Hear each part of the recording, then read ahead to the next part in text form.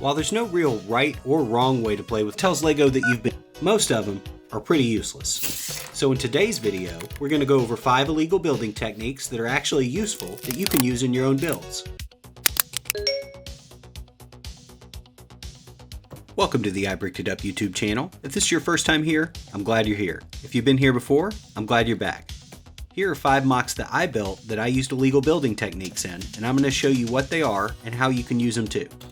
First up is one of my favorite little tricks that LEGO won't do, making a small gap between the bed and the cab of the truck. And it looks good on just about any model you make. And there's actually a couple different ways to do it. Some of those ways aren't illegal. Alright, and here's basically how you do it. A bracket connected to Technic bricks. And what that does is it offsets the cab by a half a plate, giving it that small gap. Now the reason LEGO doesn't do this is because it does make it a little unstable, but it's not too bad. There are 4 connection points on here, so it holds together pretty well. It is kind of funny, one stud on a Technic brick is not illegal, but if 2 studs are next to each other, it is. And here's a couple other ways of doing it. On this one, for example, I ended up using a bracket and 4 headlight bricks, and I've also seen it done using 2 Technic bricks with an axle and a bushing in between them. But in my opinion, that makes the gap a little too wide, so I tend to use the brackets. Alright, on to the next one. Now this one looks pretty normal at first, but it's definitely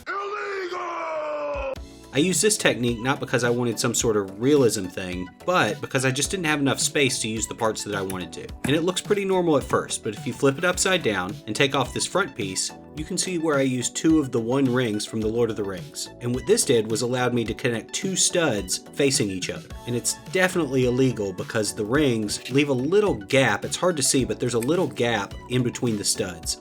And it is a little shaky, but it does hold together pretty good. And I used this trick a couple of times too. I used it on the front of this car, and I also used it on one of my favorite little mocks, this vintage TV. It was definitely necessary here because the TV's so small, there's not a lot of room to do a lot of building with it, so I had to get a little creative. And I'm curious how you would use a technique like this. It's a real good space saver. Leave me a comment down below if there's anything you can think of. And this next one, I'm not proud of. Honestly, I'm a little ashamed. The minifig in this car doesn't have a body. Shame! And I've done it multiple times. Alright, hear me out. Sometimes when you build cars at a smaller scale and they're low to the ground, it's hard to fit a body in there. I've done it a couple times and each time I feel a little bad about it. I try to avoid this technique if I can, but it is what it is. Alright, next up is a really cool technique that I like to use a lot on these supercar models, especially the Ferraris. It's a technique that allows you to transition from a different number of studs at the front to the back. And the reason this is illegal is because it does add some stress to the bricks. What I like to do is use a combination of clips and bars in order to achieve this. And there are a couple other ways of doing it.